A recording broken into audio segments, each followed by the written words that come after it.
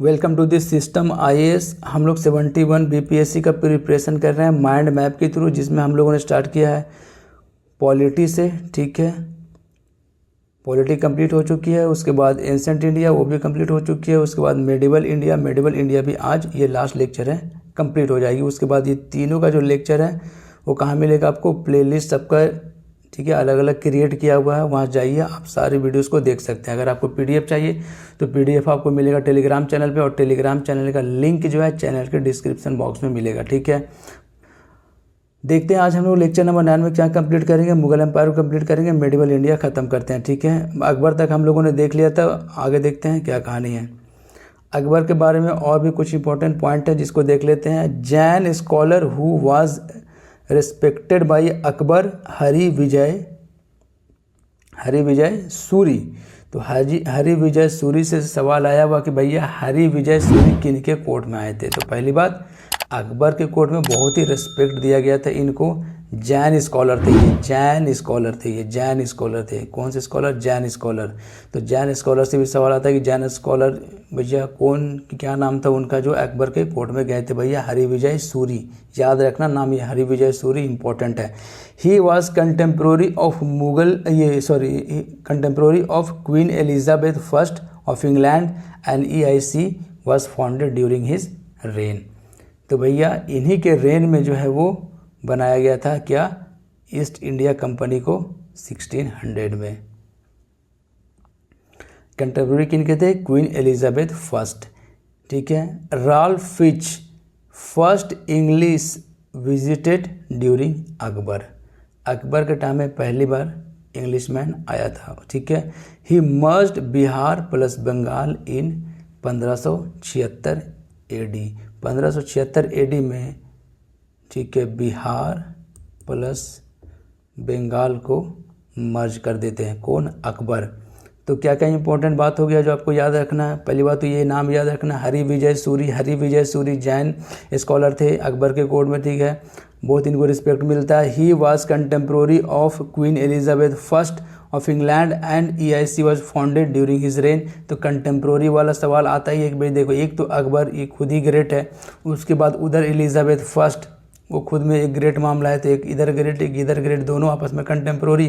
उसके बाद एक और ग्रेट EIC, इन्हीं के द्वारा भैया इन्हीं के जो है वो टाइम पीरियड में जो है वो क्रिएट किया जाता है एलिजाबेथ फर्स्ट के, जो कि कंटेम्प्रोरी है किन के? अकबर। आगे चलते हैं।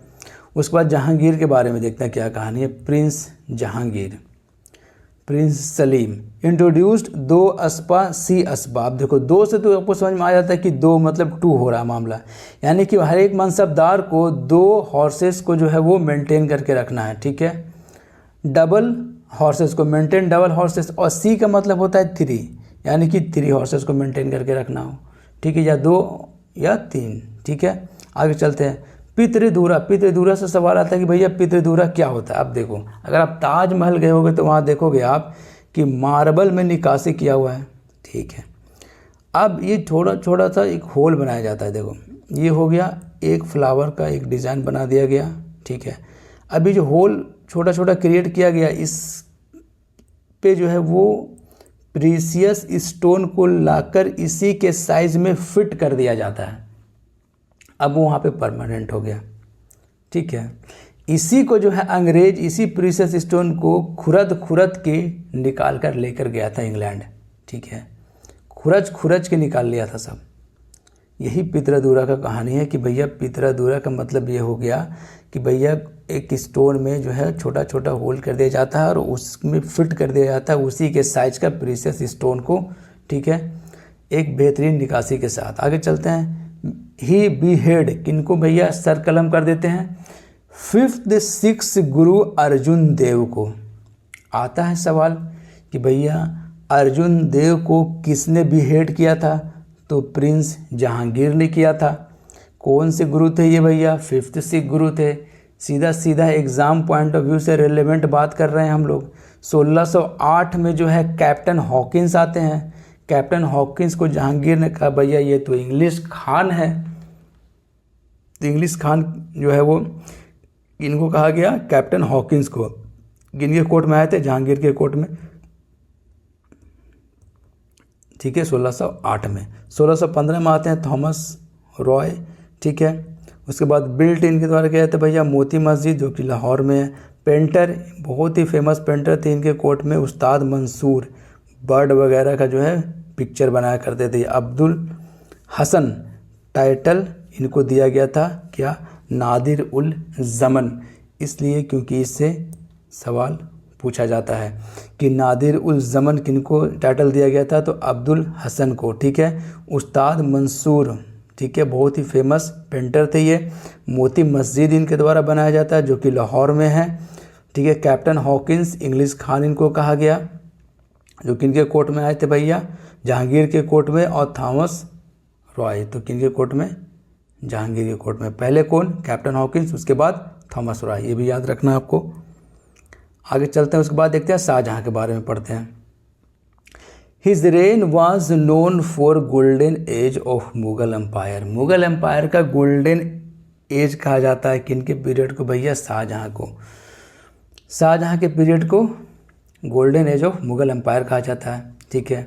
रात हो रही है, आवाज़ में लड़खड़ाहट आ रहा धीरे धीरे नहीं सोने की वजह से। आगे चलते हैं। लिटरेचर, लिटरेचर क्या क्या है भैया, एक तो है पादशाह नामा जो कि बायोग्राफी था किसका, शाहजहाँ का। एक है शाहजहाँ नामा, तो शाहजहाँ नामा बायोग्राफी नहीं है, क्या नाम है बायोग्राफी का, पादशाह नामा।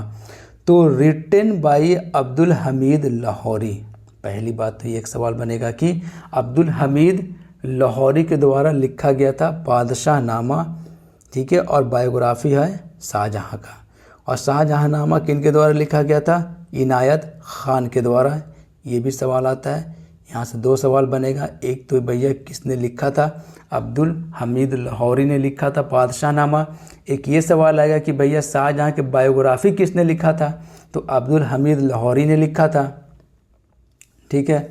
और शाहजहाँ के बायोग्राफी का नाम क्या था, पादशाह नामा नाम था। शाहजहाँ नामा एक बुक है जिनको लिखा था भैया इनायत खान ने।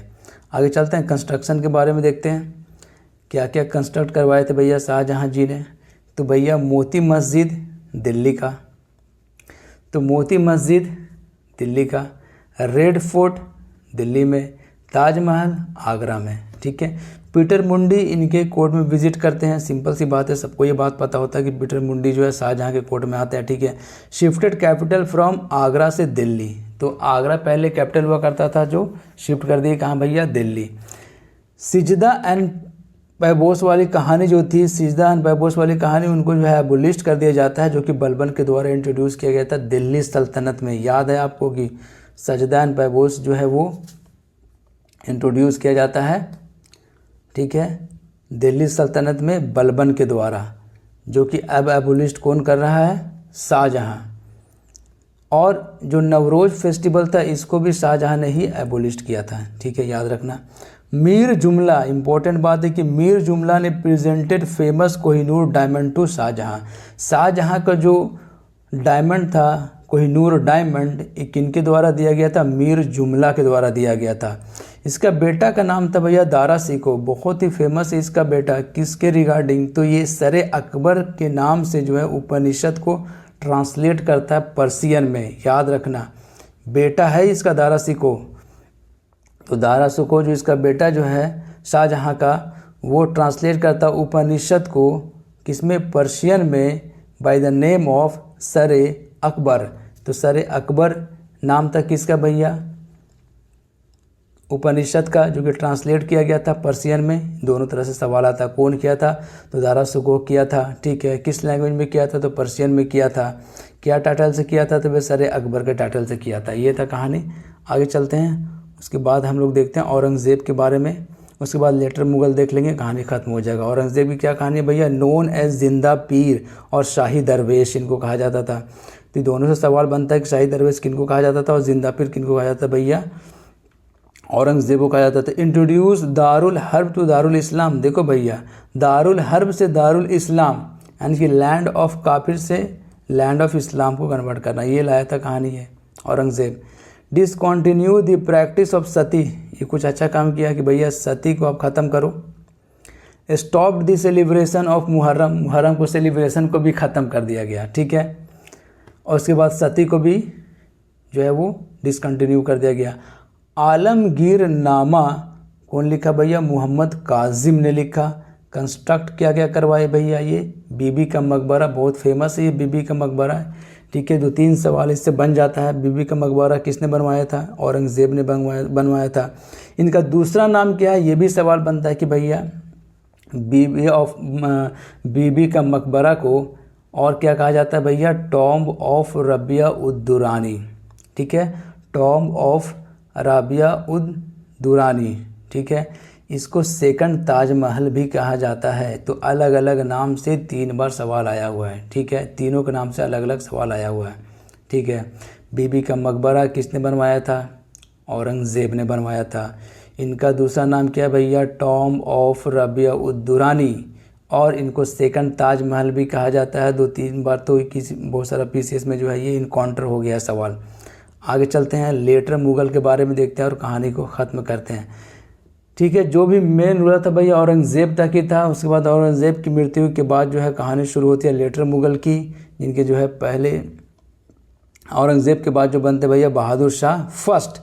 कुछ खास इनके बारे में बात नहीं है, टाइटल था भैया बहादुर शाह फर्स्ट। और जहंदर शाह बनते हैं, इनके बारे में कुछ खास इंपॉर्टेंट बात नहीं है। फारूक सियार के बारे में पढ़ते हैं भैया। Give farman to EIC east India company to do duty free trade in Bihar, Bengal and Orissa. तो ये थी कहानी भैया कि ड्यूटी फ्री ट्रेड आप कीजिए किन किन एरिया में? बिहार वाले एरिया में, बंगाल वाले एरिया में और उड़ीसा वाले एरिया में। यही फारूक सियार का बहुत बड़ा मिस्टेक था कि ड्यूटी फ्री जो है वो करवा देता है ट्रेड, किसको? EIC को, बिहार, बंगाल और उसके बाद आता भैया मोहम्मद शाह को कहते थे भैया रोशन अख्तर, ठीक है। रोशन अख्तर क्यों कहा जाता था? मोहम्मद शाह को सवाल आता है। इनको रंगीला भी कहते थे, ठीक है। नादिर शाह इसी के टाइम में जो है इन्वेजन किए थे भैया।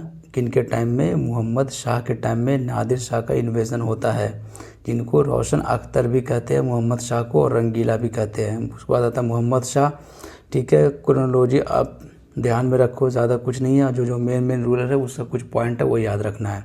अहमद शाह, उसके बाद आलमगीर सेकंड, उसके बाद आता है मेन इम्पोर्टेंट जो है वो Alam Shah second. Third battle of Panipat during his reign, ठीक है। थर्ड बैटल ऑफ पानीपत होता है इनके टाइम में। Grant diwani of Bihar, Bengal and Orissa to EIC, ठीक है। After battle of Buxar Shah Alam sign treaty of Allahabad. ये आपको तो पता ही है कि भैया ट्रीटी ऑफ इलाहाबाद जो है साइन किया गया था किनके द्वारा? शाह आलम सेकंड के द्वारा, ठीक है। ग्रांट किया गया था दीवानी राइट ऑफ बिहार, बंगाल और उड़ीसा, और डिटेल में हम लोग पढ़ेंगे जब मॉडर्न इंडिया देखेंगे तो, ठीक है, हर एक चीज़ को। अभी तो सिर्फ एक ये ओवरव्यू है कहानी। Third battle of Panipat during his rain. उसके बाद आता अकबर सेकंड ने टाइटल दिया था राजा का किनको भैया? राम मोहन राय को, ठीक है। तो उसके बाद इनको कहा जाने लगा भैया राजा राम मोहन राय। पहले नाम क्या था? राम मोहन राय। अकबर सेकंड ने टाइटल दिया राजा। उसके बाद क्या होगा भैया? राजा राम मोहन राय। उसके बाद आते हैं बहादुर शाह जफ़र। तो बहादुर शाह जफ़र की ज़्यादा कहानी नहीं है। डेड इन रंगून 1862 में, ठीक है। 1862 में जो है वो रंगून में, ठीक है, मार दिए जाते हैं ये, ठीक है, बहादुर शाह जफ़र, ठीक है। अब हम लोग देखेंगे मॉडर्न इंडिया को, ठीक है, और मॉडर्न इंडिया को डिटेल में हम लोग और पढ़ेंगे क्योंकि सबसे ज़्यादा सवाल जो है वो मॉडर्न इंडिया से आएगा बिहार में। हिस्ट्री में जो 3 पार्ट है, एंशिएंट इंडिया, मेडिवल इंडिया और मॉडर्न इंडिया, लेकिन हिस्ट्री का 30 सवाल आएगा तो 30 सवाल में से कम 25 सवाल तो एनी हाउ बनना चाहिए आपसे, ठीक है। तो मिलते हैं हम लोग नेक्स्ट लेक्चर में, लेक्चर नंबर 1 में मॉडर्न इंडिया का, ठीक है। Best of luck for your exam. Channel को आप सब्सक्राइब कीजिए और बेल आइकन को आप प्रेस कर लीजिए। जैसे ही आप न्यू लेक्चर आएगा आपको नोटिफिकेशन मिल जाएगा। और अगर आपके पास टाइम है तो आप वीडियो को शेयर कीजिए, ठीक है। बहुत टाइम कम रहा है धीरे धीरे 13 सितंबर में। तो भैया जो भी नीडी स्टूडेंट है अगर उसके पास मेरा वीडियोस पहुंच जाता है तो शॉर्ट में अच्छी खासी रिवीजन हो जाएगी, एग्ज़ाम निकल जाएगा, ठीक है। मिलते हैं हम लोग नेक्स्ट लेक्चर में, मॉडर्न इंडिया का पहला लेक्चर। Best of luck.